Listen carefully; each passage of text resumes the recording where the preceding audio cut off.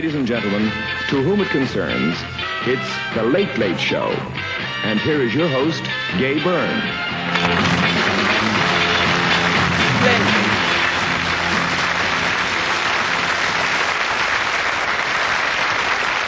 Yes, Don. Thank you, Don. We may have to milk them tonight. I have that feeling. We may have to milk them a little. Anyway, welcome, ladies and gentlemen. If beautiful clothes worn by beautiful women and glam all the way is your requirement tonight, then you have checked into the right shop. So please stay with us. Welcome to the Late Late Show Fashion Awards for 1984. We have presented our Fashion Awards for the last 2 years. Programs which have met, I must say, with uncommon popularity, and we're delighted about that. Now, you don't need me to tell you that we have a vast reservoir of design talent in Ireland, and you don't need me to tell you how important the rag trade is to our economy, both at home and more particularly abroad. And our Late Late Show Fashion Awards are a celebration. They are devised as such, as a celebration and a promotion of this talent. Now, what we're going to do tonight is we're going to show you a selection of clothes from 35 Irish designers in 6 separate sections. That's 6 separate categories. And from each of these categories, our panel of judges will pick a winner as we progress through the show.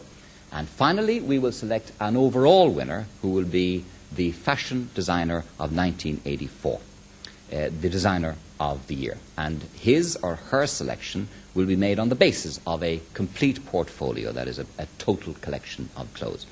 Now, we originally had about 500 garments submitted for this program, and our pre-selection judging panel this year was made up of Oona O'Connor, who is one of our judges on the show last year, and who is one of Ireland's best-dressed women, and voted so. We had Helen McAlinden, who is marketing advisor for CTT, Emer O'Sullivan of the Irish Goods Council, Maura Connolly, our own Maura Connolly, who is Special Assistant to the Late Late Show, and Mary O'Sullivan, who is of the Late Late Show research staff, and indeed the young lady who is mainly responsible for putting this entire show together tonight. Now, they were our pre-selection panel. And tonight, in the studio, we have a distinguished panel of judges, all of whom have been invited because of their special interest and expertise in the fashion world. Now, there are 7 of them, so I suggest, in deference to our studio audience, that you don't give them an individual round of applause, because you'll only wear yourself out for later on, you see. We think of everything. So if you give them a sort of a united round of applause at the end to welcome them. First of all, I'm glad to tell you we have Geraldine Ranson. And Geraldine is fashion editor of the Sunday Telegraph, and we are delighted that she took time out tonight to come over and help us with our fashion awards. Next, we have Oona O'Connor, RTE presenter, who has been gallivanting around the world for the last year or two, and about which I intend to speak to her in greater length later on. Then we have Cesy McManaman, who is director of Brown Thomas and buyer for Private Lives, which is the in-house boutique in that well-known household in Grafton Street. Then we have Tom Kennedy, who is better known in the trade as Alias Tom, and Futura Best Dressed Man of the Year, just voted so a couple of weeks ago. Then we have Ailbhe Doyle, who is Fine Gael TD in Wexford, and who happens to be also director of the Chic Shop in Wexford, and well versed in the ways and means of fashion. We have David Sassoon of Belleville Sassoon in London, designer to the rich and the royal. And finally, would you welcome our chairman for the 3rd year in succession, no introduction necessary, Ailbhe Jorgensen.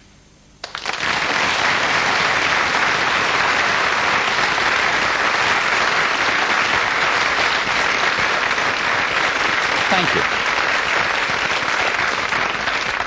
Now, further good news. For the Late Late Designer of the Year, we have this superb trophy from Waterford Glass, presented to us by Waterford Glass. It is, as in the previous 2 years, a one-off, specially designed and specially made item, and it now awaits the inscription of the winner's name. And the individual category winners will each get a smaller replica of that beautiful winner's trophy. And altogether, we consider this a most generous presentation by Waterford Glass, for which we are most grateful, and I think our designers will be very grateful indeed too. So thank you to Waterford Glass. Not only that, folks, but even better news. Our designer tonight will also get a cheque for £3,000, presented jointly by Chorus Throcktalla and the Irish Goods Council. And we are again very grateful for the cooperation and interest in the show by these 2 organisations.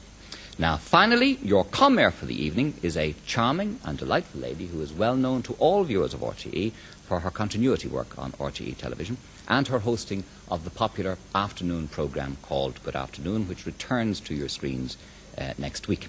And to both of these roles, she brings grace and charm and, of course, as always, is beautifully dressed. Would you welcome, please, Thelma Mansfield.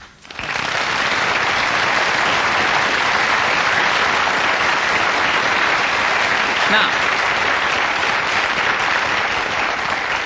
all right then, necessary preliminaries over. Let us start with Category 1. And I was thinking this morning that Category 1 would have seemed this morning to be most unseasonable because I don't know about the rest of the country. I presume it was so the rest of the country. But here in Dublin, we had the most beautiful, blue-skied, sunny summer morning. And I thought, oi, we're in the wrong shop.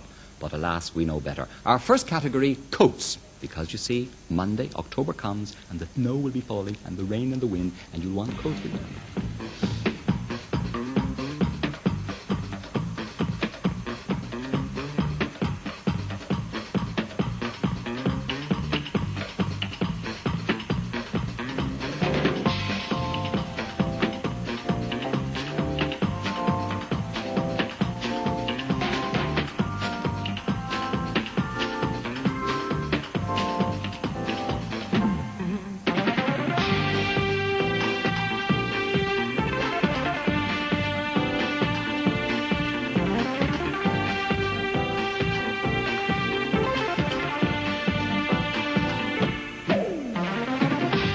Mobland Crombie-style coat with oversized fur collar, designed by John Rocha for Chinatown.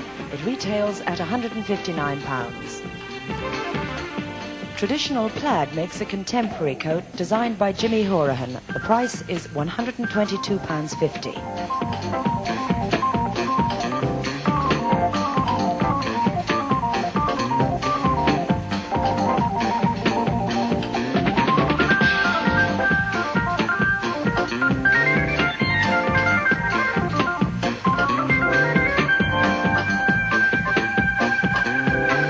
Raglan sleeves are a feature of this tweed overcoat by Elizabeth Cleary for Liaison.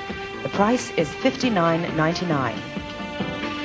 The great coat look continues in this Donegal tweed trimmed with leather. Designed by Michael Jacobs, it retails at £140.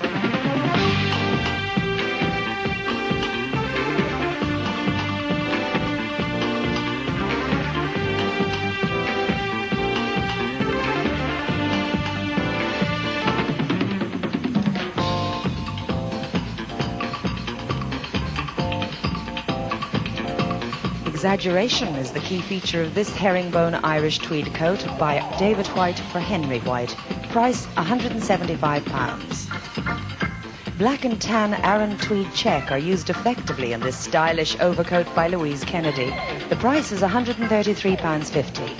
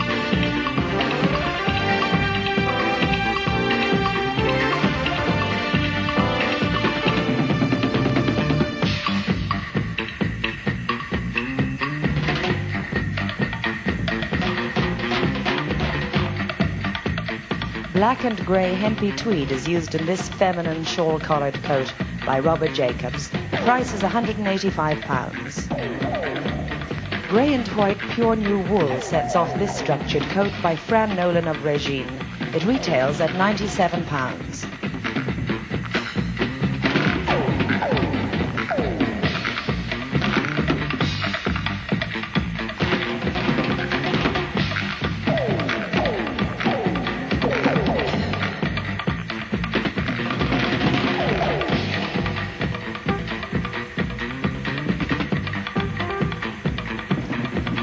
Satin-finished Venetian gabardine is the fabric in this shawl-collared full-length coat.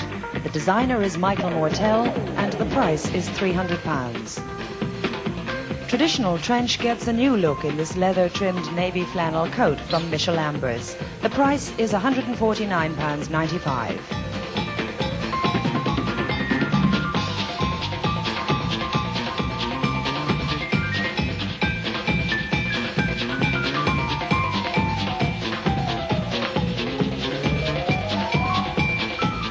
Black, grey and white Hanley houndstooth combines with quilted leather to give this coat a sophisticated line. By Sigrid Monaghan of Manus Mode, the price is £220. Exaggerated high collar heightens the drama in this winter white gabardine coat. By Peter Fitzsimons for private collection, the price is £149.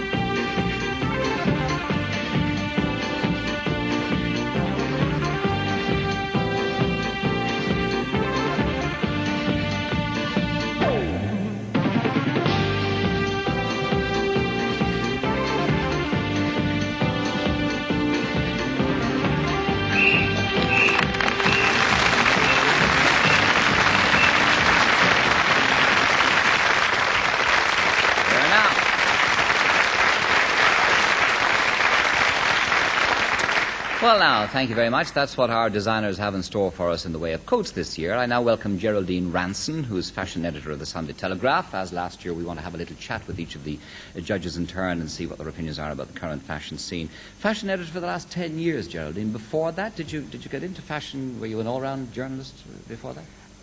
Well, my entry into fashion was rather strange because I was, in fact, before that, I was the furnishing editor of Ideal Home magazine.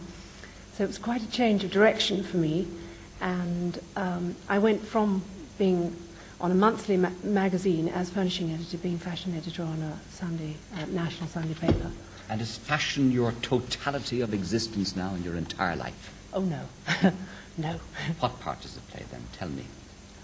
It's a very interesting working life because it's hard sometimes for people who are not involved in it to realize quite how far fashion is a manifestation of the times we live in. People tend to think that fashion is dreamed up in a back room by some malicious gentlemen who want to make women look ridiculous. It's not so at all.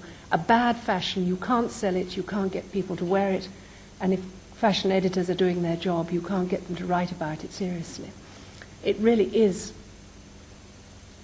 a sign of the times we're living in. The fact that on these films tonight you are going to see a lot of men's clothes for women means that there is a big role swap going on at the moment. Women are working very, very seriously. They're having career advancement. And they need to dress in much the same way that men have dressed for many years to get on in their careers. In other words, rather soberly and rather seriously. My reaction to that is, what a pity. I strongly advise against it. You strongly advise against it. Yeah. You want women back in frills and furbelows? Not particularly frills and furbelows, but I would like them to dress as women. But however, you're making the point that the little men in garrets do not dictate fashion, that women are strong enough to resist. Yes, I think most certainly. And at the moment, I mean, one of the things that you find is that women are using men's clothes for the convenience of them. Yes.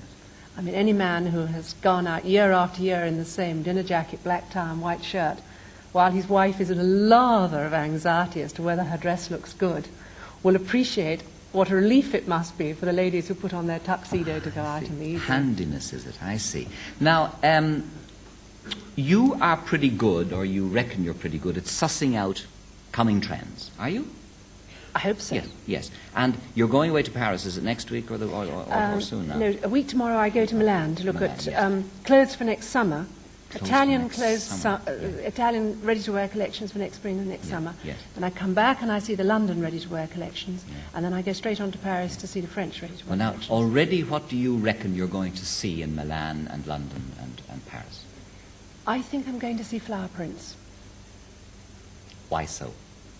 Well, it's quite an interesting... I told you fashion is in the air, as I said. And I started to do a feature. I was working on a feature for this autumn, for a few weeks back. I was putting a tartan feature together, and I suddenly thought I want it to look different. And I want to put flowers with tartans. I got on the phone and I started ringing all around London. I wanted flowered shawls and flowered blouses. Everywhere I rang, they said, we haven't got them now, but we'll have them after Christmas. So everyone's thinking the same way. The word had got out. And did you spot the Japanese influence when it was happening? Yes, I was the first London journalist anyway to go to Japan, which was very, very exciting. I went back, I'd been at the Japanese show in Paris, and I'd seen the collections, and suddenly I thought, this is terribly important. It's a complete change of direction. So I went back and I said to the woman's editor, I want to go to Japan. And she said, whatever for? And so I explained, and she said, well, you're probably right. You better go. And so I went, and it really was very exciting. And what do you think the influence of that has been?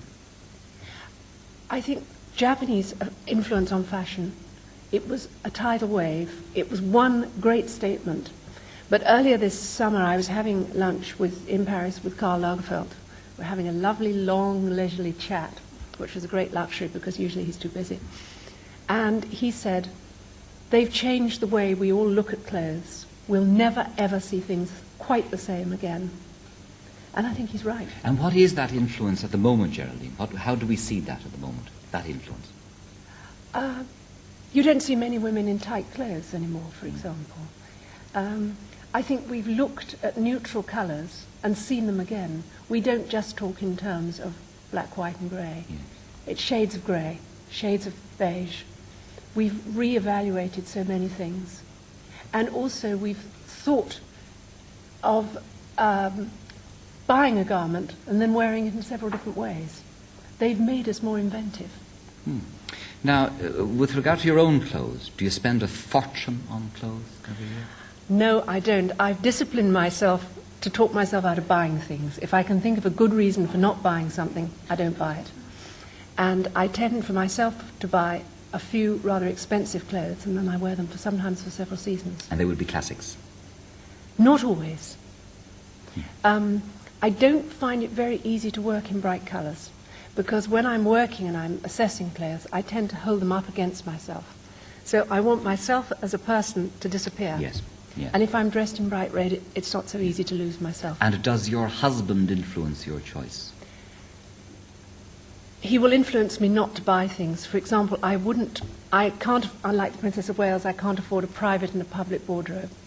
So what I buy has to do for everything. And he hates me to look like a fashion editor in private life. What does a fashion editor look like in private life? Well, I can remember one occasion I went out wearing a turban, and he had an absolute fit when I came downstairs dressed. He said, you can't go out like that, it looks too dreadful. And I said, well, I have to go out like this because I haven't had my hair done, it looks dreadful. I've got to wear the turban. But you see, the real truth of the matter was that my dress was a little bit see-through. And that's all right on other men's wives, but nobody likes their own wife to have a dress. I see. So the message was, get the turban off. Get the turban off and change the dress and wear something else, you see. And you obeyed? No, because I didn't have anything else to wear, you see. Oh, well done. I was getting frightened at the moment. I thought you'd obey. I thought you'd race back up the stairs. When we arrived at the party, as soon as I arrived, somebody said, oh, you look wonderful. And then my husband changed his mind, you see. He wasn't quite so embarrassed. So he was a grouch for the rest of the night, defeated yet again. Now, we're going to ask each of our judges in turn to give us the result of the previous category, although the decision, needless to say, is that of the judging panel collectively. So, result of coats, please. This is an exciting moment. The magic word. And would you stand by, please, to present one of the smaller trophies to our winner. Our winner in Category 1 coats is Jimmy Horahan of Jimmy Horahan Limited. Hey. Well done, Jimmy. Turn yourself round. Come round. Well done. Jimmy Horahan.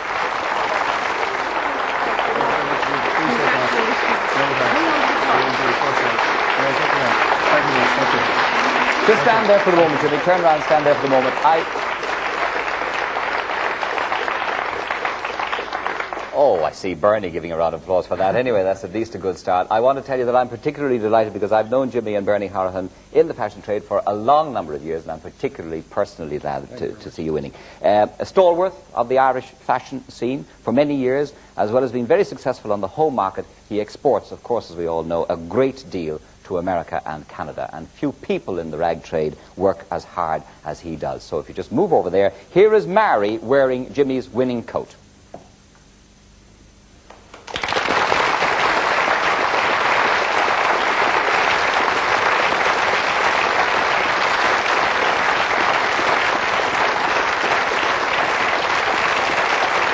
Very unusual. Congratulations to you again. Thank you both very much indeed. Well done. And that's most of you. And a very, very full-hearted round of applause there for that win by Jimmy Horahan. All right, you stay where you are for the moment, Geraldine. Thank you for that. Now we move on to Category 2, and this time we have suits. Let us see now what our Irish designers have in store for us for the autumn in the way of suits.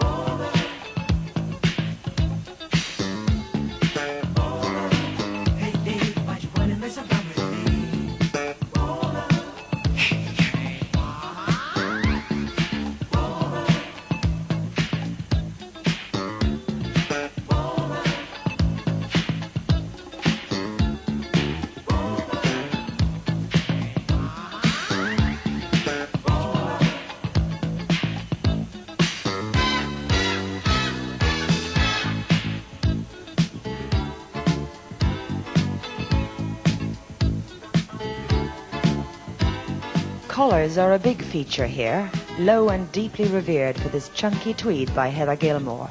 The skirt is long, lean and lowly pleated, price £139. Finest wool is used in this unstructured suit by Mairead Whisker. Features are the exaggerated revers and bow tie belt. The price, £189.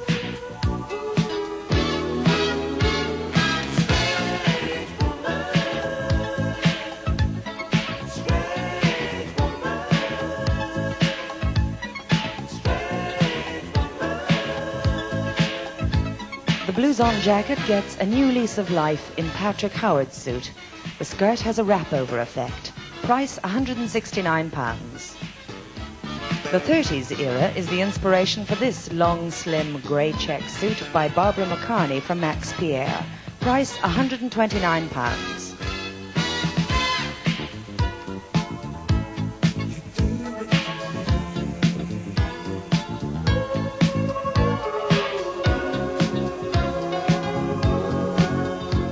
Fatigued leather and astrakhan make for a sophisticated suit, designed by Liz Quinn and Carolyn Donnelly of Ritzy. Price £499. Textured wool and quilted leather make the shape of this exaggerated suit by John Rocha for Chinatown. It retails at £148.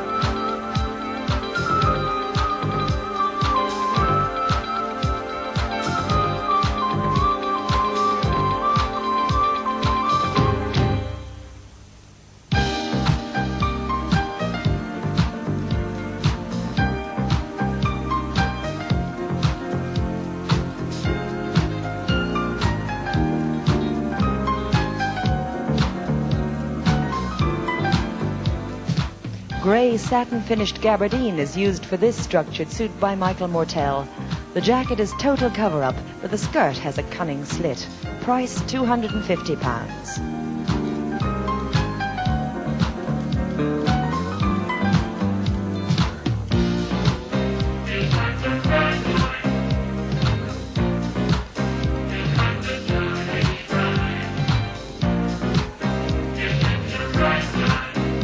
Nice girls love a tailor, and none more than today's upwardly mobile executive.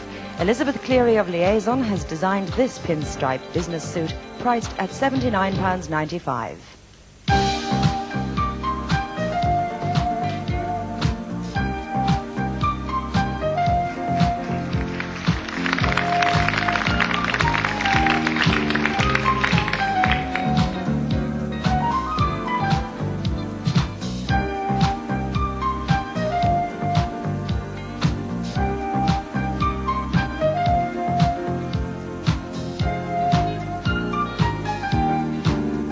Long and lean is the message from this suit by Louise Kennedy. The button front relieves the severe cut of the skirt. Price £172.50. A classic suit, but the cut of the skirt sets it apart. Cleverly wrapped and cunningly pleated, it's designed by Peter Fitzsimons for private collection, and it retails at £149.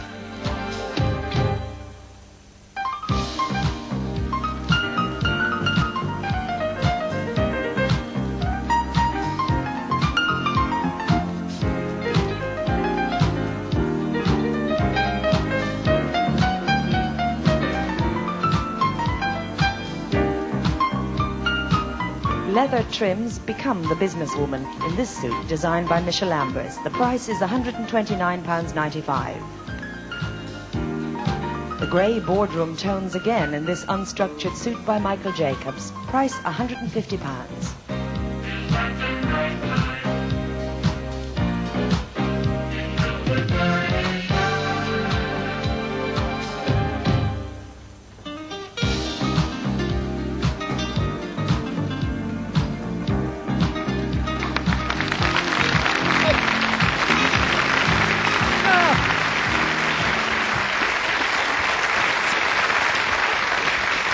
Enjoy that.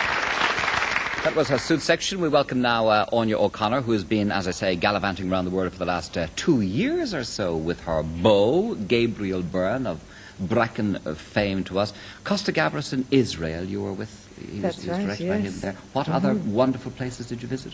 Well, we were in Israel for about 3 months. Then we were in Italy for 3 months. And then Gabriel was working on Christopher Columbus, which is a miniseries for CBS. And for that we were in Malta. Then we trundled off to Spain. And finally we ended up in the Caribbean. Aren't you the lucky old thing? Yes. Is Columbus finished now? It is. Done. Just finished it on Friday. Yes, and when may we expect to see that? Probably a year from now. Well, it's being released, I think, after Christmas in Europe and then about May in America. But I'm not sure. I mean, that might change. You know. The lad is doing well, isn't he? That's yes. right, yes. What was your reaction to Israel? You were 3 months there. That's right. It was a great opportunity, really, for me because, you know, if you go on holiday, you're only on the surface. But when you're there that length of time, you've got to go shopping and you get in underneath, you know, the skin of the society and you're part of the daily life. And what did you find? Well, I found it was a very oppressive society. I felt sorry for the Israelis and for the Palestinians. And in fact, Costa's film, if you like, truly showed the dilemma of both groups.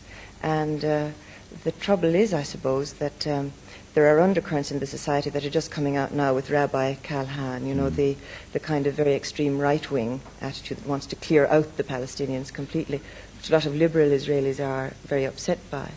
But in a way it may kind of, by bringing it out into the open, it may be able to be dealt Quite. with. And how did the oppression strike you?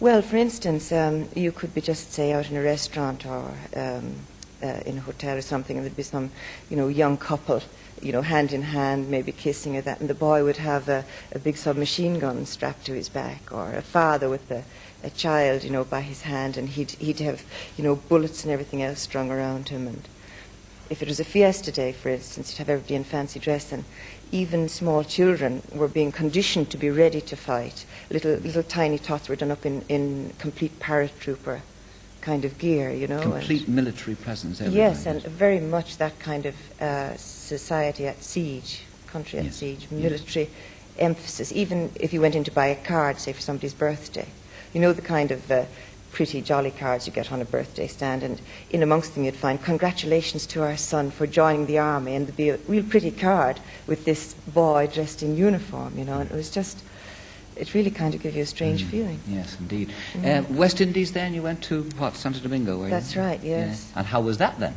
Well, everybody said, gosh, you're really lucky going off to the Caribbean, you know, and having seen all those Kojak ads with rum and Kiskadee and all that. Yeah.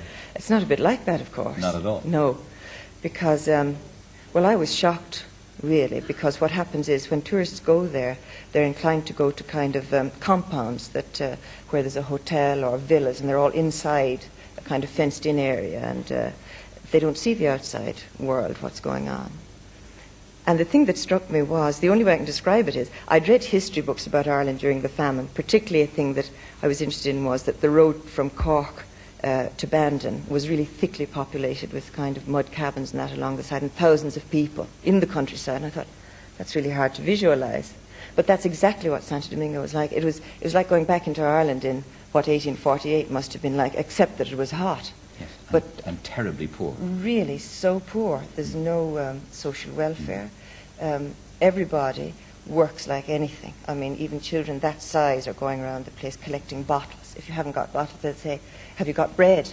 And you'll give it to them, they'll start to eat it. And there's something like, I think a tiny percentage, 2% of the population own the wealth. And what did you say to Coleman about, you sent some stuff to a laundry and you found something odd? That's right, yes. We were in this hotel, and all the sheets and the towels and things obviously were changed every day. And one day some towel or other didn't come back, and I said, well, I better go down to the laundry and see, you know, what's happened, no bath towel, whatever. Down I went anyhow, and I was directed to the laundry around the back of the hotel, and there was a kind of a roof on stilts, and under it there was 10 women washing by hand with cold water. So every day they washed every sheet and towel in the hotel and put it out to dry and ironed it and had it back by 5 o'clock in the evening. They were actually washing machines. That was the hotel laundry. That's right, yeah. Dear, oh dear. Now, you met, of course, Faye Dunaway and Oliver Reed and all these marvellous... Yes. marvellous. Do you get to know them at all, or is it a passing thing? Well, you can, depending on the personality of the people. I mean, some actors really withdraw into themselves because, you know, they're in the character and they don't want any distractions. Somebody like Oliver Reed, of course, is completely different. Quite. He wants to have La Dolce And he has Vita this that sort of gorgeous thing. little 16-year-old girl now, hasn't he? Or has he? That's still? right. She's 17. Oh. What the hell? You're in the difference. But, yes. But, you know, the way you read about things like that in the paper, it sounds kind of dirty old man thing, you know, corrupting kind of youthful 16-year-old and all that. But it wasn't like that. Because, first of all, he's a rather big man. You've had him here on the show, as you know. And this girl was bigger than me. She had a very deep voice. And she was extremely self-possessed. She bossed him around the place. And every day he'd be shooting away, you know, he'd be filming on the set, and when he'd be finished, he'd be sitting on a chair doing point-to-point embroidery, of all things. And he'd meekly go back and sit beside her, you know, and have a cup of tea. Oliver Reed, yes, I don't that's believe right, it. that's true. And never stepped out of line. So I think that it is actually she that kind of got a grip on him. Oliver, come here and do your needlepoint. All right, then. Result of Suits. You have it for me, please? The moment All of right. truth. The moment of truth. This is Oona O'Connor giving us the result of our Category 2, which is Suits, and the result is Category 2 Suits. The winner is Elizabeth Cleary of Liaison. Now, will you come round and do that? Elizabeth, there you are. Hi. Good to see you. Good to see you. Congratulations. If you just hold on there. Face out that way. Well done.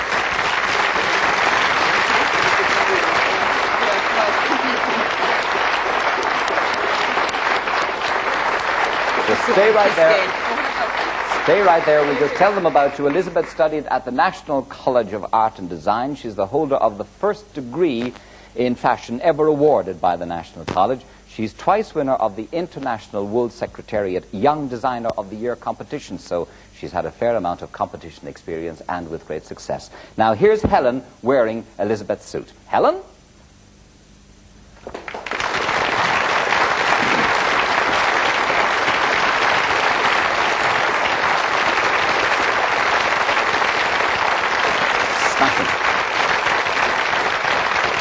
Beautiful tailoring. Thank you very much indeed. Congratulations to you both. Thank you.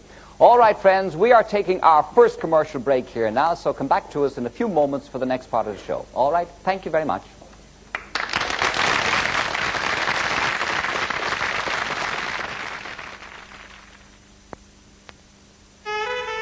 Trustee Savings Banks. The bank for deposits with more tax-free interest. The bank for investment accounts. Or you could open a current account and give yourself all the freedom of a Trustee Savings Bank checkbook and card. Come on in. Whatever you need in a bank, trust us, Trustee Savings Banks. 5, 4, 3, 2, 1. 5, 4, 3, 2, 1. Chocolate flavored coating comes first in 5, 4, 3, 2, 1. then crunch into light crispy rice. 5, 4, 3, 2, 1. Chew, chew, chew the caramel toffee in 5, 4, 3, 2, 1. wafer and fondant too. 5, 4, 3, 2, 1. 5, 4, 3, 2, 1. 5, 4, 3, 2, 1. Now here's a new deal in cheese slices. Cheese Slims. Magic for snacks and sandwiches and entertaining. All the cheese but only half the fat of ordinary cheese slices. And the price? Not a lot. Cheese Slims. Now that's magic.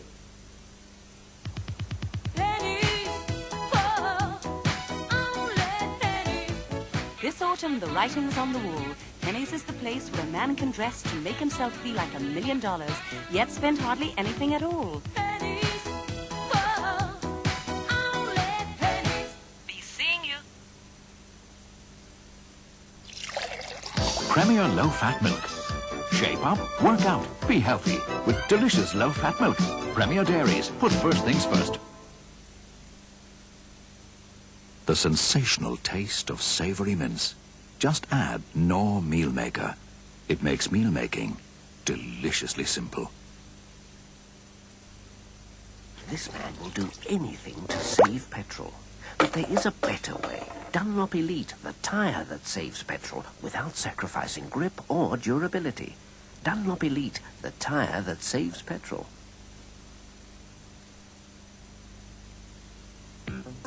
There's more to keeping fit than exercise alone, which is why we make a breakfast cereal that's higher in fibre than any other. And this cereal has no preservatives, no artificial colouring, no artificial flavouring. It's the original high-fibre cereal, Kellogg's All Brand. It's helped more people eat themselves fitter than any other brand. Kellogg's All Brand, the original, is still the best. Most people don't think much about toothbrushes. As long as you brush, what difference does the brush make? Just cleaner teeth. Your teeth can get a whole lot cleaner with Reach.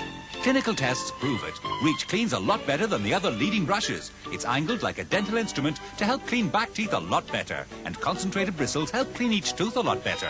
If you were using Reach, just think what you'd be getting. Cleaner teeth. Reach from Johnson & Johnson. When you need relief from pain, trust Panadol. Panadol has the strength. Strength you can trust. Strength to stop the pain. Fast. Panadol. The best-selling pain reliever in chemists. Because Panadol is strength you can trust.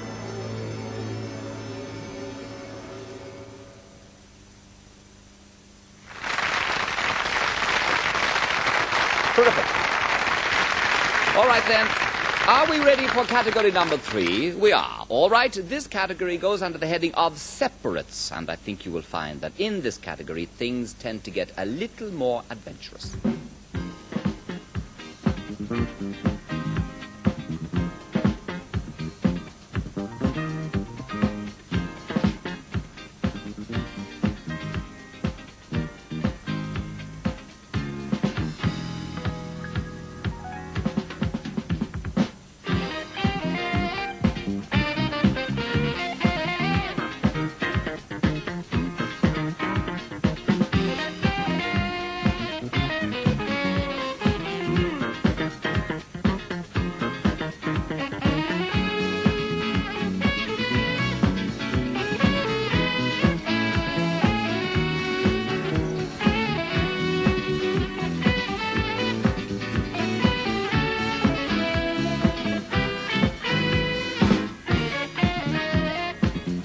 severe black leather and fur is lifted dramatically by the wool in these stark separates by John Rocha for Chinatown.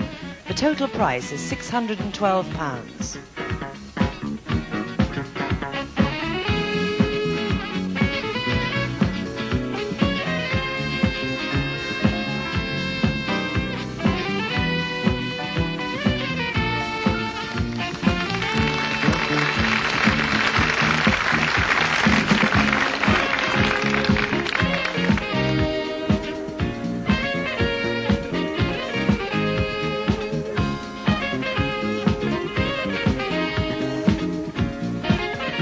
Textured cotton with woolen insets in flattest white is used to create the dramatic snow fighter look in these separates by Ritzy. Total cost £186.85.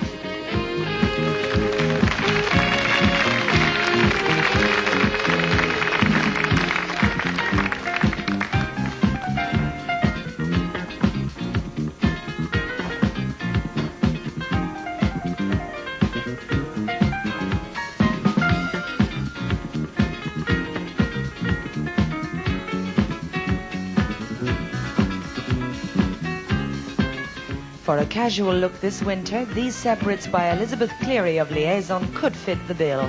The black and white tweed jacket teams well with the leather pants. Price £104.98.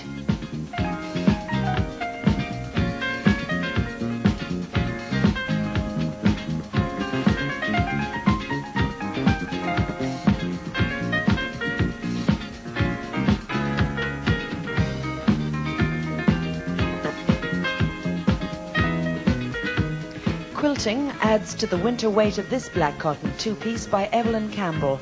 The price is £79.90.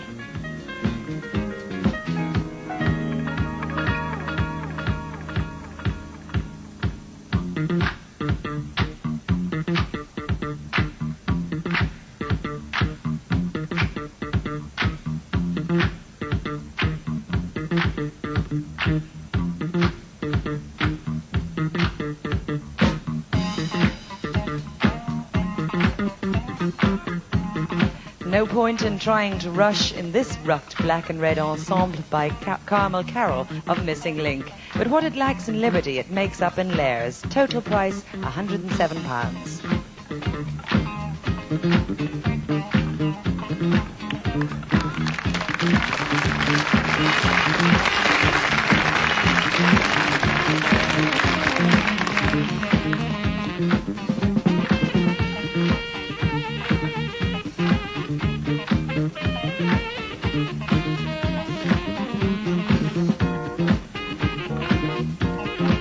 Leisure is given a dramatic twist in these vibrant red and grey separates.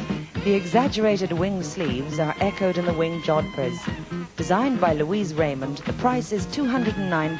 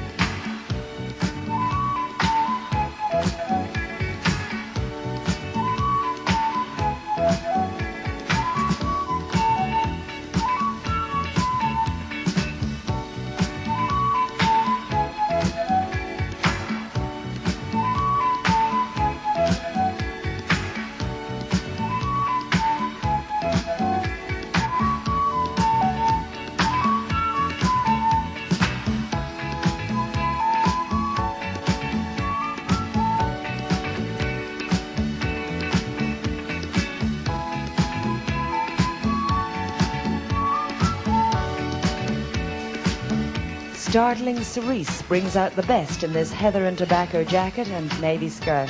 Designed by Patrick Howard, the 3 pieces retail at £235.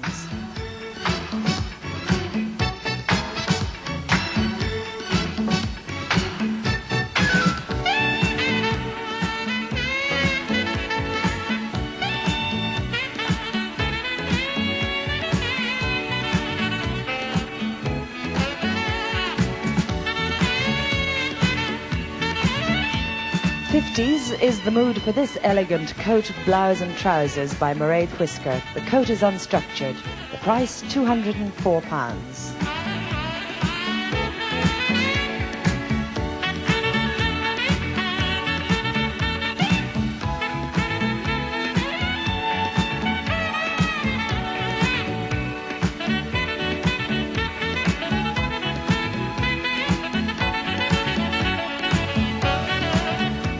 Sapphire and steel are a deadly combination in this 2-tone 3/4 length jacket and matching pants by Peter Fitzsimons for private collection. £163.50.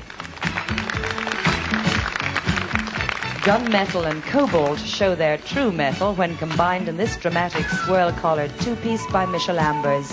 £155.90.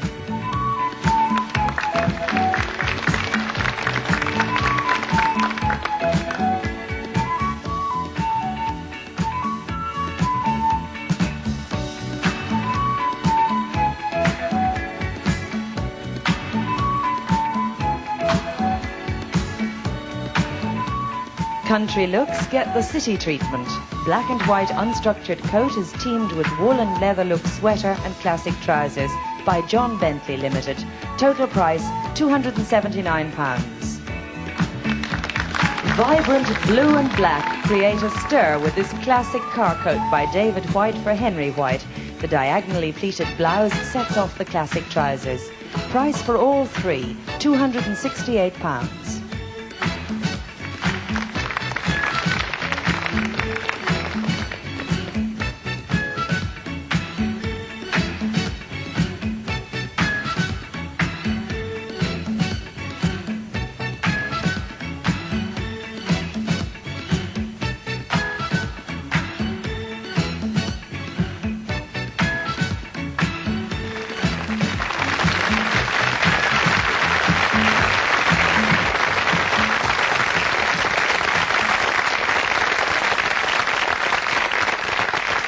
Well done, thank you. That's Category 3 separates. I now have Cesy McManaman with me, who is a director of Brown Thomas and a buyer for Private Lives. 17 years of age, Cecily started with Irene Gilbert. Yes, indeed. How long were you with her? For about 6 years. And what did you do for her?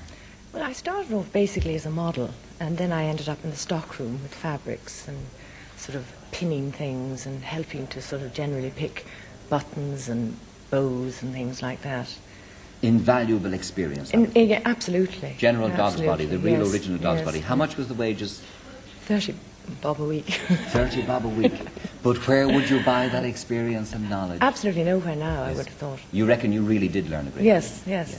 Now, how many designers do you mainly deal with in Private Lives? About eight or 9, yes. Including David? Yes, absolutely. Yes. Including What, David. is there a good reason for restricting yourself to that number? Well, I feel that with the sort of price level that I'm with, which is quite expensive, that I've got a good mix for the Irish customer in terms of sort of day wear, evening wear, and I just feel that the things are particularly, they're quite classical, they've got quite a lot of fashion as well, but they're not going to go out of style in sort of 6 months or a year's time. And the ones that I've had in stock over the last sort of 6 or 7 or 8 years have kept up with fashion, and I've personally enjoyed wearing them, and I think my customers have too. You said there, especially for the Irish customer, is there something special about the Irish customer? Well, I think that in Ireland we except for the summer, this particular summer, we have kind of a very uneven weather, you know, which doesn't help in terms of, you know, whether you can actually wear a fur coat in the wintertime. You know, you can sometimes, but it's not as practical as wearing it in Canada or in America or wherever. I think that you don't always have to, you can dress in the summertime, sometimes in your winter clothes. Indeed. You know, I mean, you know, it changes quite a lot, and I just happen to think that the designers that I'm stocking are quite practical. What about your own style, Cecily? Do you spend a great deal of money, or are you... I spend quite a lot of money, yes, but I also sell my clothes when I've finished with them after a while. Yes, well, we heard about that on the show last year. Quite a number of people do that. What, you have coffee mornings or something? And No, I just, a couple of my friends will say, "Oh, Cecily, when you're shifting that, I'd love it." And that works very well. Well, I think it does. Yeah. What about Hilary Weston now? She purchases from you, and she's amongst the world's best dressed women. Yes. She certainly does. She buys quite a lot of clothes from Brown Thomas in general. Yes. And Mind you, she has keeping it been in the voted. family, isn't it? Yes. And she has been voted, I suppose, one of the 12 best dressed women this year. I think she deserves it. I think she's super style. I think she doesn't spend too much money on her clothes, but I think for the sort of life she lives, she's very practical and she knows exactly what she wants. Very good. What about the range of prices? Well, you mentioned that earlier on. What range of prices? Well, for me, yes, for my department, yes, for you, yes. It starts off at about 150 and goes up to, what? 150, 1,500 sometimes. 1,500? Yes. Could anything be worth 1,500? I think it could. Could it? Yes. All right, take your word for it. Certainly do. Okay, now, Cecily, you have the result for us of separates, yes? Indeed, if I could have that now, please. And here we go. Separates, the winner is Carolyn Dunn and Liz Quinn of Ritzy. Now, if you would stand by. Hi. Hello there. Good. Now, one of you will have to take the award. Sorry, one of you will have to take the award. Now, let me tell you about these two. Carolyn is from Tullamore and Liz is from Dublin. They both trained and met at the Grafton Academy, which was the academy which has produced so many people in this business. They set up their own business soon after leaving college, and they won the After Six section, I remember, of the 1983 Late Late Show Fashion Awards. So congratulations to you both again. Now here's Tina wearing Carolyn and Liz's outfit.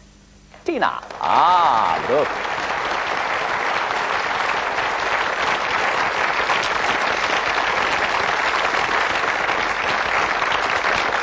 That's beautiful. Beautiful. Well done. Thank you very much indeed, and congratulations to both of you, and indeed to Tina. Thank you very much indeed. Right.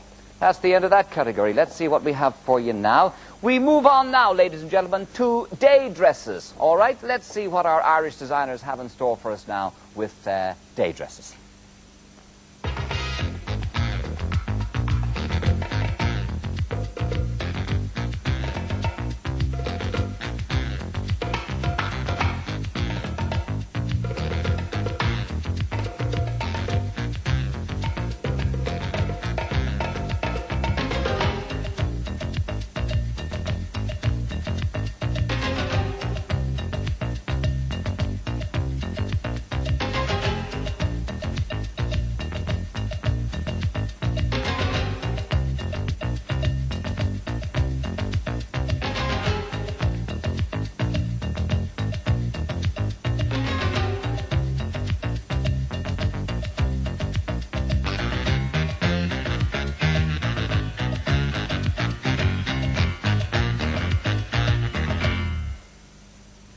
Blue is the colour used in this pretty party dress by John Haggerty.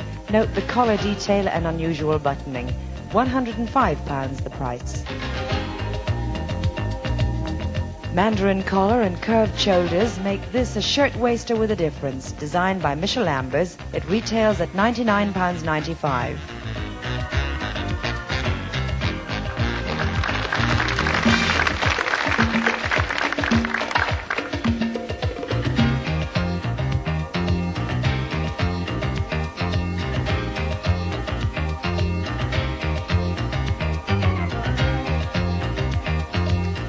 Venetian gabardine is the fabric and hourglass the effect of this dress by Michael Mortel. The shoulders are broad, the waist is narrow, and the price is £225.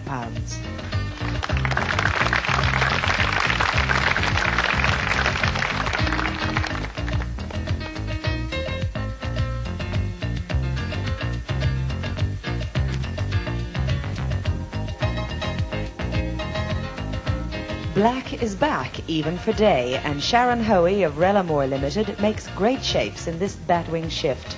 Price £98.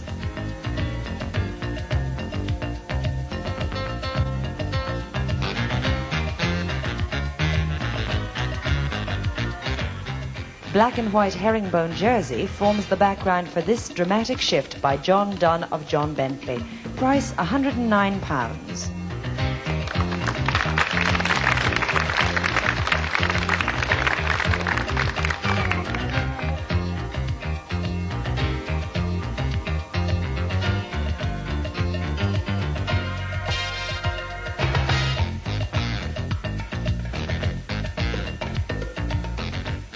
Day dress means demure in this cherry red wool crepe dress by Fran Nolan of Regine. The charm is emphasized by the crisp white collar and cuffs, and it retails at £78.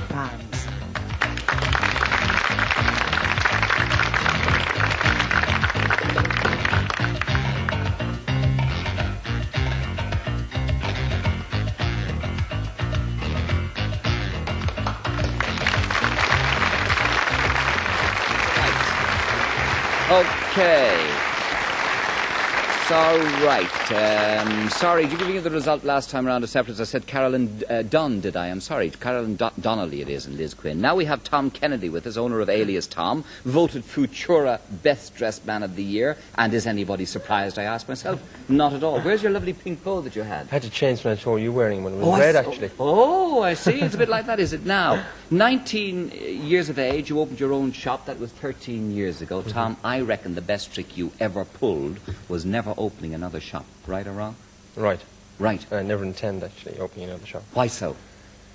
Because I'm rather content with what I do, actually, and I enjoy it. You know, I think if I had a couple of shops, I would sort of really treat it as work. I actually enjoy what I do, and I feel I've gotten to know all my customers, and it's very personalized. You know, and also I feel that putting all your efforts into one shop and buying for one, when I go away, you know, I've just done all the European fairs, actually, I'm just back. When I'm concentrating on one shop, I'm not concentrating buying for a shop maybe down the country, one in Dublin, so on and so on. I'm concentrating for the market I know. And were you tempted to go bigger? Oh, yes. All the way, all the way. Way back, what, in the 70s when times Especially in the were 70s, like 75, 74, and in actual fact it's more difficult to have one than, you know, it was very easy sort of to go and, at that stage, to go and have 2 or 3 or 4. But it's actually very difficult to contain myself to one because I got so many offers. Since you travel a lot and you're now 13 years in the business, Irish men, have they changed a lot in regard to fashion? Leading question. Incredibly, yes. Have they? Well, especially in the past 5, 6 years, I would think, anyhow. How so have they changed? Well, I feel they accept things much more easy, accept colour, accept styles, you know, they accept fit, you know, all round. You know, generally they're right up smack with the rest of the Europeans. In fact, if you take a walk around any top European city, I feel that the head of population here, for the small population we have and percentage-wise, I feel they're all incredibly well, the majority are. The majority are, yes. There's still a few left behind. There are, and is it the missuses that keep them, that hold them back or not? Oh, no, quite the contrary. You see couples coming in to buy. In fact, I'd say 75% of the men that buy in the shop are with their wives or their girlfriends. You know, it's just one of those things. And do they have an influence, the wives? Oh, yes. I don't need to. I just stand back and the wives sell. Great, but do you ever stand there saying she's giving him the wrong advice? I wouldn't do that if I was him. Oh, I'd tell him. Would you? Out, yes. Would you? No wonder you have black eyes all over the place. Yeah. Do you go through a great number of clothes yourself? You're always pretty nattily turned out, if I may say so. Well, what I like to do in actual fact is try out the majority of things that come into the shop. And I feel by wearing them and by actually seeing how they clean and so on, I can advise the customers better. So I do go through quite a lot of clothes. And what do you do with all your old suits? Well, there's always some deserving charity around. In actual fact, it's a pity you're not my size. I'd throw a few your way this year.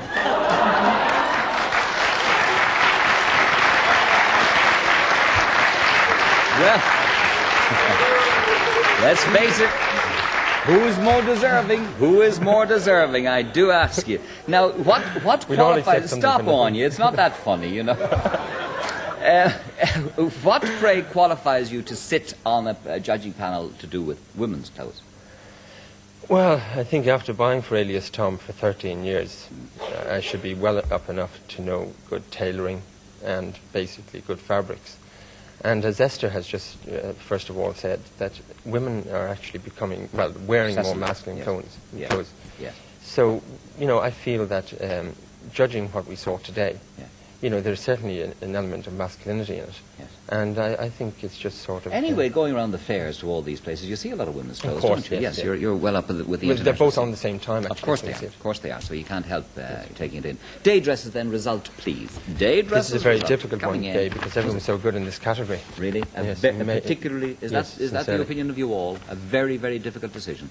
All right, then. After a very difficult decision, Category 4, dresses. The designer is John Haggerty of John Haggerty Designs. If you would lift one of the trophies there, Tom, for me, please. Hello. Marie. I know. Maria. You may say. You may say. Now, this is his sister, Maria, here to collect the award because John can't be with us. But as most of you probably know, John learned the business with his parents, who were in the rag trade for 33 years, is it, Maria? Indeed. And he started his own company in March '83, now employing 34 full-time people. Very good. He's not ill or anything like that tonight? No. All right. Well, will you congratulate him for us then? And thank you very much indeed for coming along. Maria Haggerty, ladies and gentlemen. And here is Mary wearing John's dress. Mary? There it is.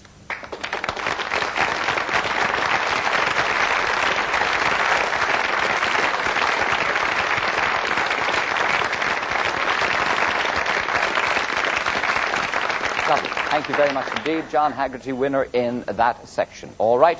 What do we have now? Oh, yes, we have a commercial break, don't we? All right, I nearly forgot. We take a commercial break now. A couple of minutes. Please come back to us for the next part of the show. Thank you. Thank you.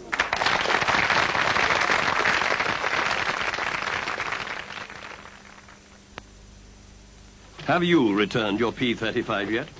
The vast majority of employers have already done so, but if you haven't, your employees could face delays if they need to collect their social insurance benefits quickly. And they might.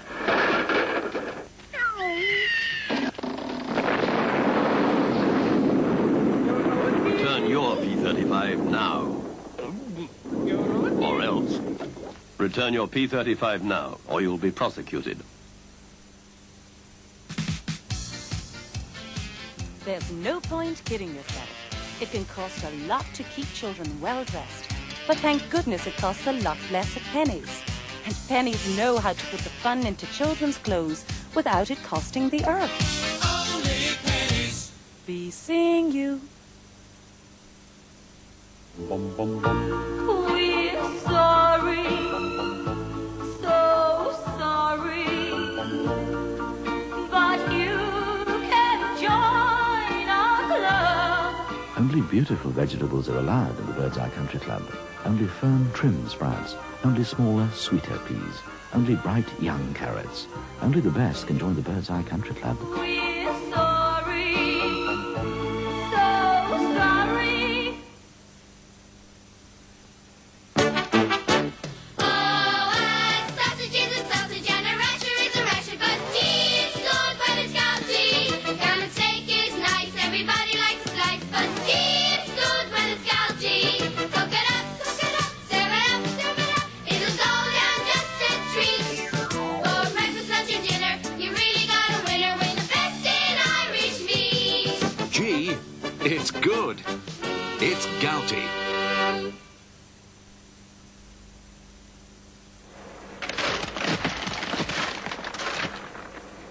If a battery leaks, it might not be just the battery you'll be throwing away. If you fit Energy 2000, however, the new leak-resistant battery from Varta, you protect your equipment with Varta's double sealing and a full leak-proof guarantee against any equipment damage for the whole of the battery's long, long life. Isn't it smarter to fit Varta?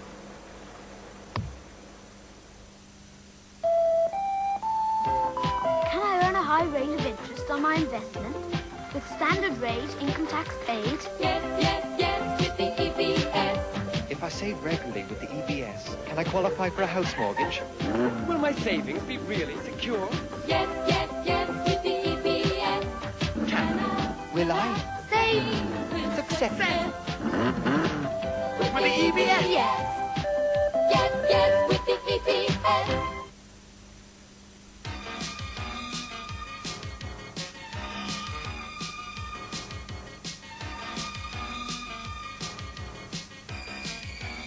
Inwear at Miss BT. The coordinated autumn look. Come and see the Inwear collection for yourself at Miss BT, first floor at Brown Thomas. Visit Ireland's only attic conversion showrooms, open 7 days. Space Savers Limited, Ailbhe Doyle Industrial Estate, Dublin 13. Visit your nearest fashion shop for the Gerard Hosey Autumn-Winter collection. Out now, It magazine. Exclusive. Mrs. Hillary, Ireland's First Lady in Irish fashion. Exclusive Sorohan homes open this weekend at Griffith Downs Airport Road, 2 miles from O'Connell Street. Oh, dear. Come on. You weren't even going to think of it if I hadn't thought of it. All right, welcome back, ladies and gentlemen, to the next part. Now, this category is surely one in which Irish designers should excel, for it is knitwear. All right, let us see what our fashion designers have in store for us in the way of knitwear for this year.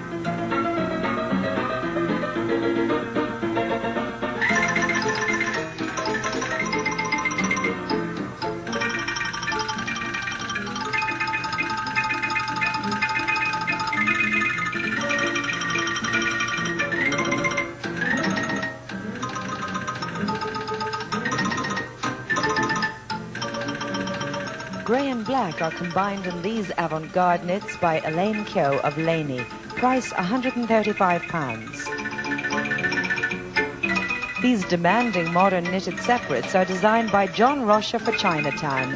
£292. The muted grey and black palette is given classical expression in this cardigan by Geraldine Maguire. Price £69.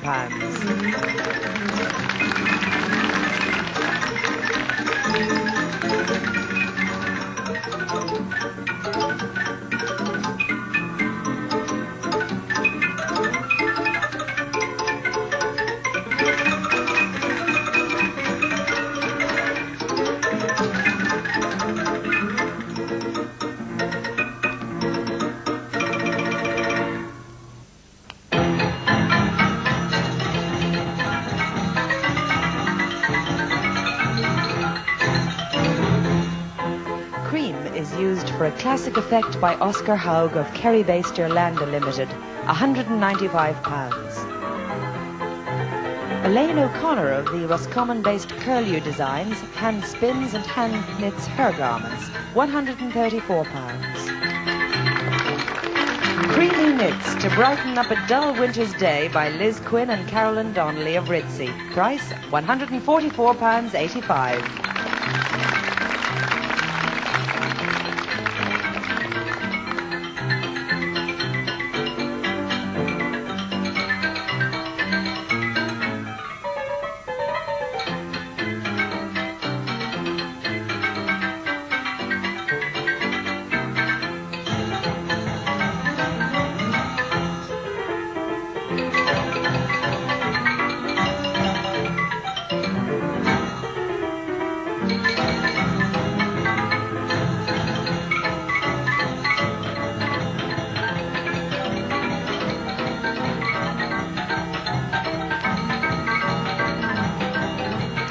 Glynis Robbins weaves heather and gorse for a colourful cardigan with detachable cowl, worn with coordinating skirt. Total price £153.50. Contrasting bands of colour combine with classical shapes by Liz Spillane of Limited Editions from Cork, £220. Mauve and cream combine to create an elegant ensemble by Lorraine Hayes of Jody Knits. Total price £82.50.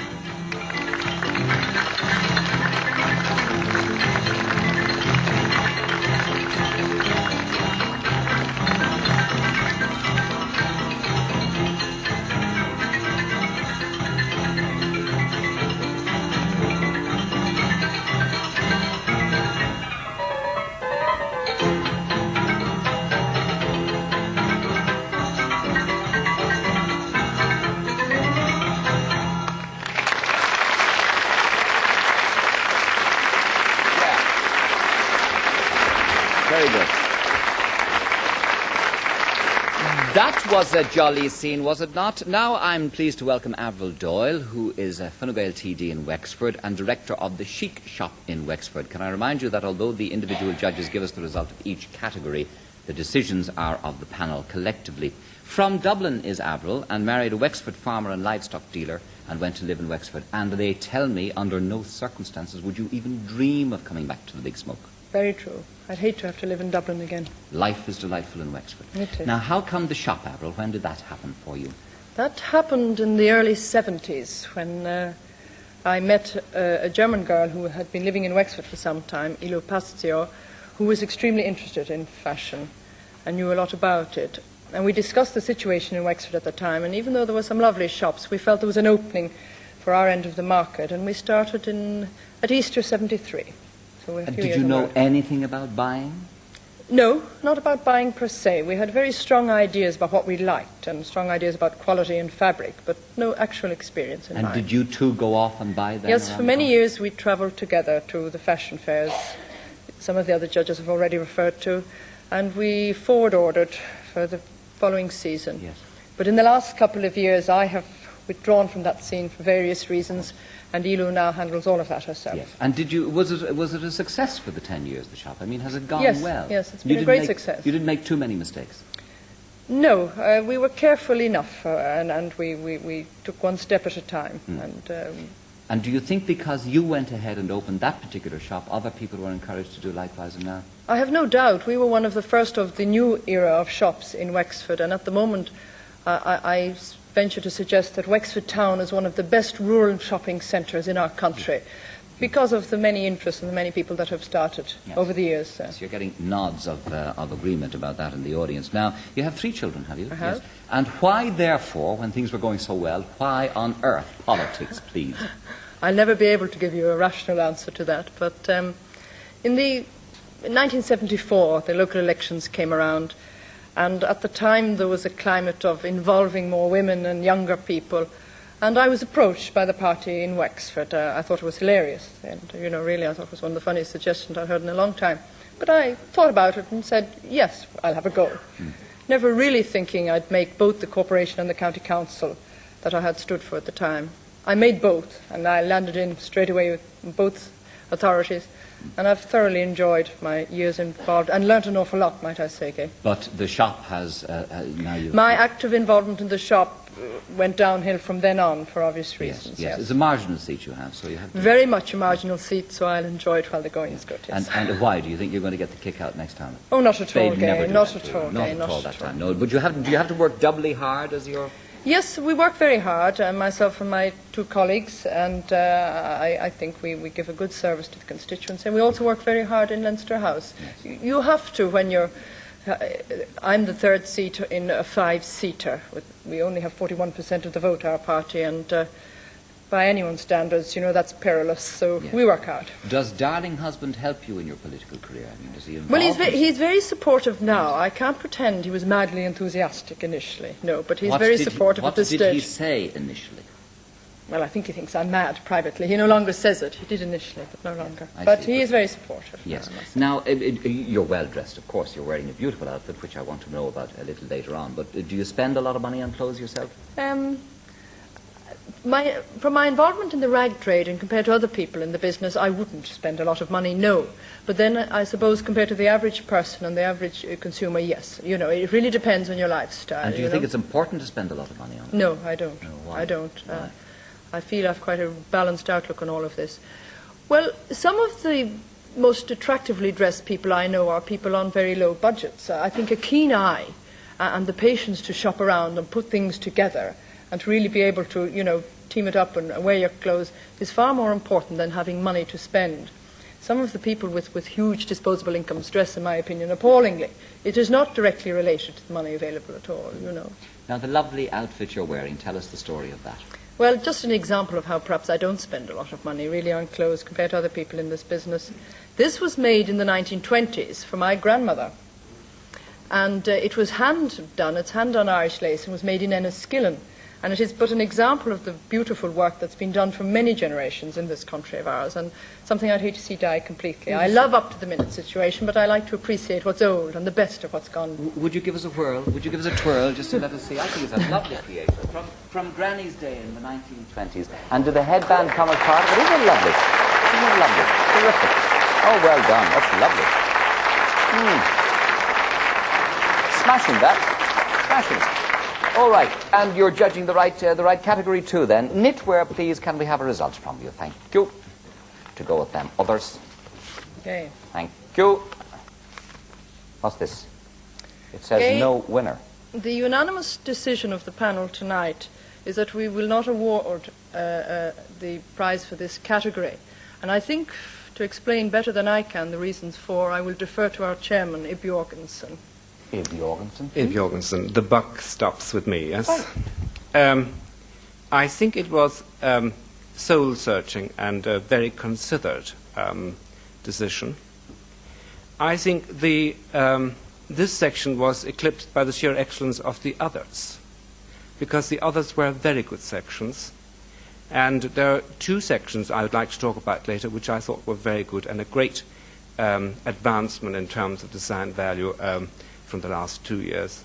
I would, however, like to remind the viewers and the audience that it's not a precedent, because in point of fact, this happened in the first round of the Fashion Awards. I think it was the evening wear section we didn't think was qualified to the same standard. So in point of fact, I think it was a good decision, and I would endorse it. Fine. Okay. Well, if you appoint a panel of judges, you got to go with what they say. All right. Is that in the nature of a slight rebuke? Well, Gay, I think we all agreed that this is a category we should lead the world in, not alone here in Ireland. I mean, knitwear and wool is synonymous with the Irish fashion scene. And knitwear is very high fashion at the moment, and there's such beautiful things being done with texture and design and shape that we were frankly a little bit disappointed. Each individual entrant in this category had something to commend it. But don't forget, it's a designer award we're talking about, and there was nothing we felt merited the designer award in toto. Okay, folks, bad news, I'm but sorry. there you are.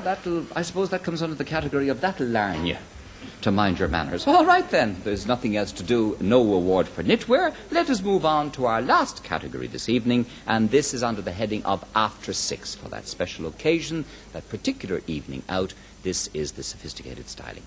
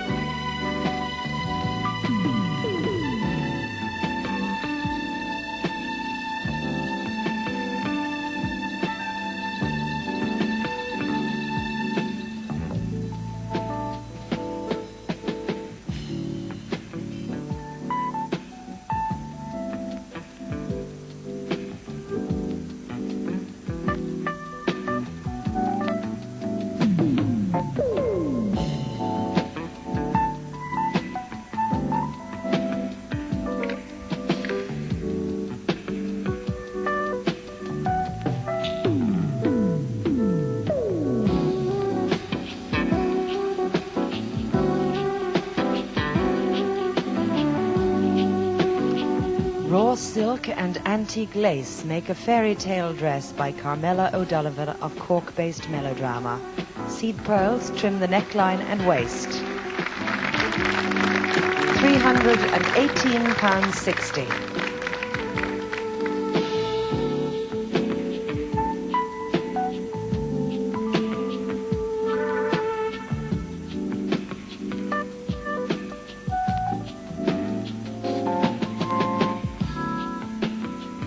Self-striped satin and crepe and contrasting satin revers make this a natty tuxedo by Peter Fitzsimons for private collection.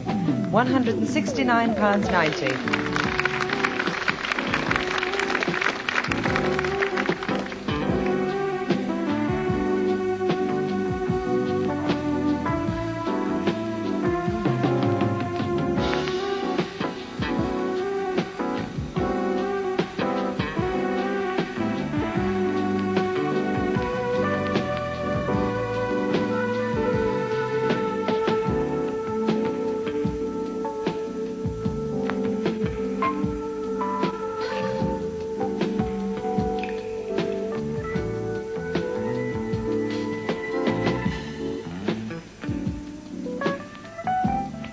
Ruffles and lace and bo-peep sleeves are strong features of this dress by Rosemary O'Connell and Maeve Farron of The Shed.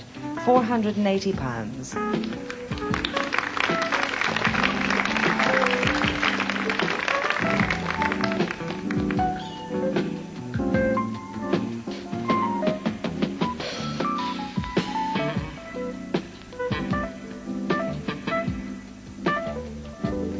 The hard line of the tuxedo is given a feminine look with the metallic sequined and sashed top, all by John Dunn for John Bentley, £249.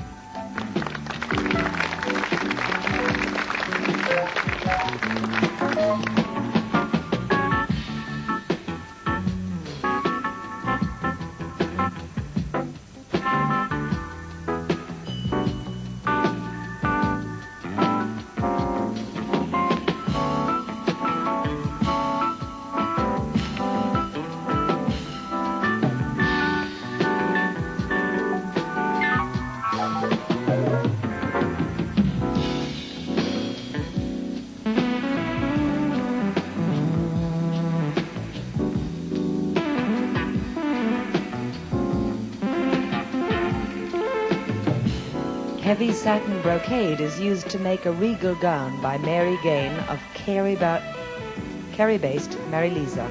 Puff sleeves are pleated and roped. The price £464.40.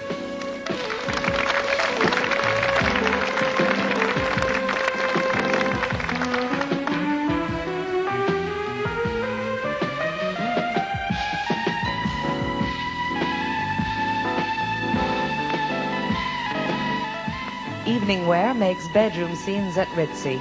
The oversized pajama look takes a new turn with the punky smoking jacket, designed by Carolyn and Liz. Price £99.85.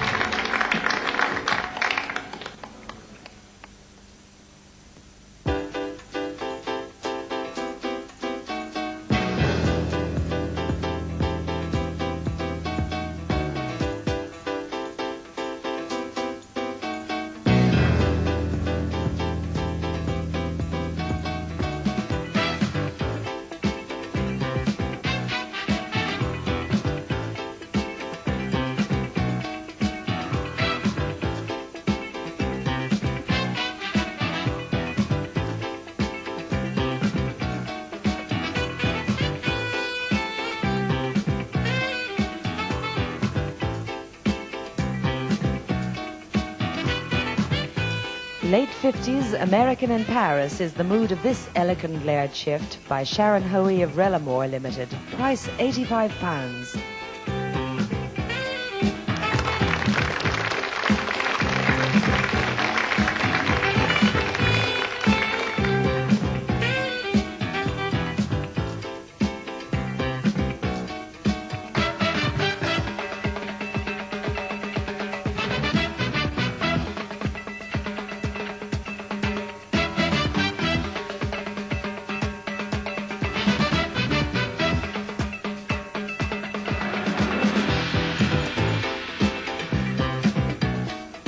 Smoky black makes for a slinky look in this suede shift by Lee Kay. Pleated shoulders create a cowl effect, and the skirt is softly ruffed. £325.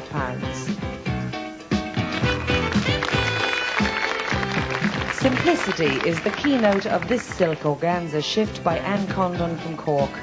The sleeves are see-through, but the back takes all the attention. Price £84.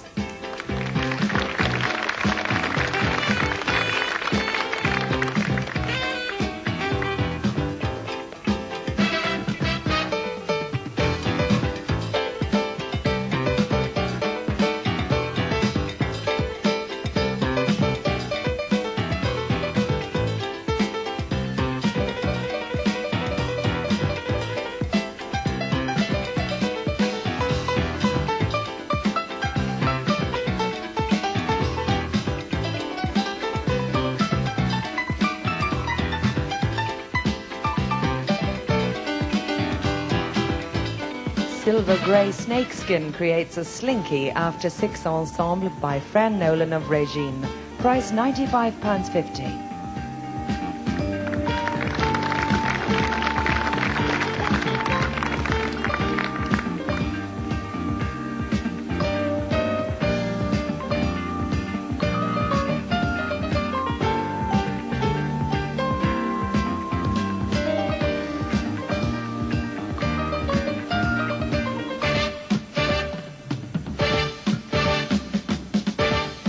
Harlequin is the theme at Michael Mortel.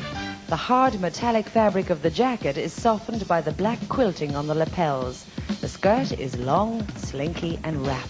Price £230.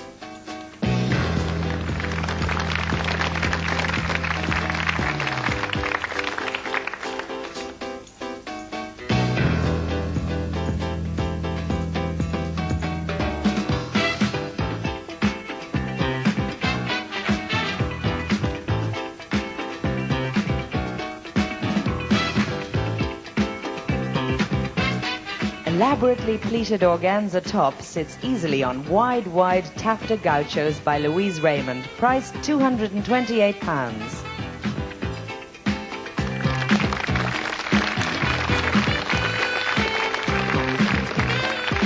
The following shops have been most helpful in supplying us with accessories, and we're very grateful. Switzer's, Brown Thomas, Friends, Thomas Patrick and FX Kelly of Grafton Street, Melanie's of Henry Street, Paul Morland of the William Elliott Centre and Alias Tom.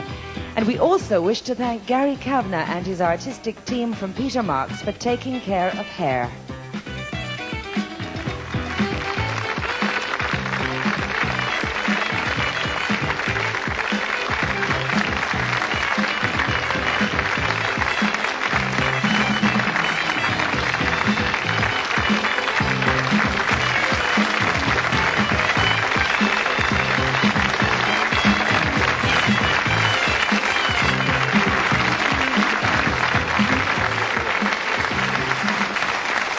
You're great.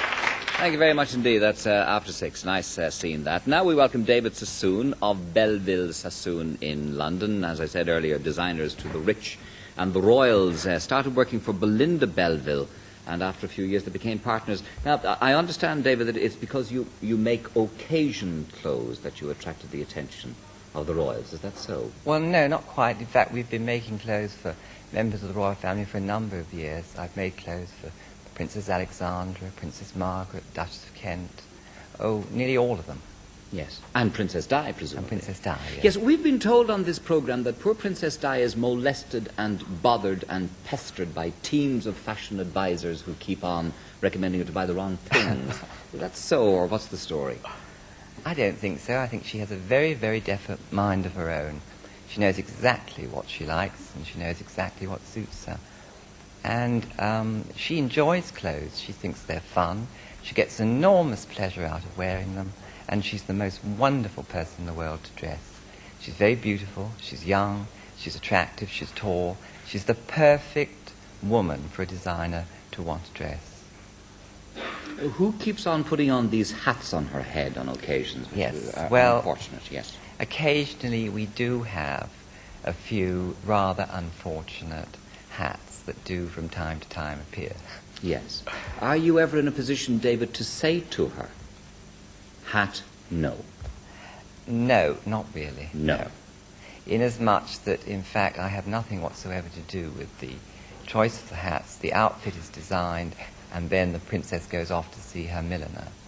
Yes. And the hats aren't always the most fortunate choice. Quite. But of course you can't say that because you could end up in the tower. Quite. Yes, indeed. These are the difficulties, you see. Now, do they, another very impertinent question, but what everybody wants to know, do they actually pay for their clothes, the royals? That's a very cheeky question. Indeed it is. Do they? Nobody gets anything for nothing in this world. You mean they do? Of course they do. Cash? No more indiscreet questions, please. But we have it on your word that they do actually pay. What would be your range of prices anyway? Not only now for the royals and so on. Get off them, generally speaking.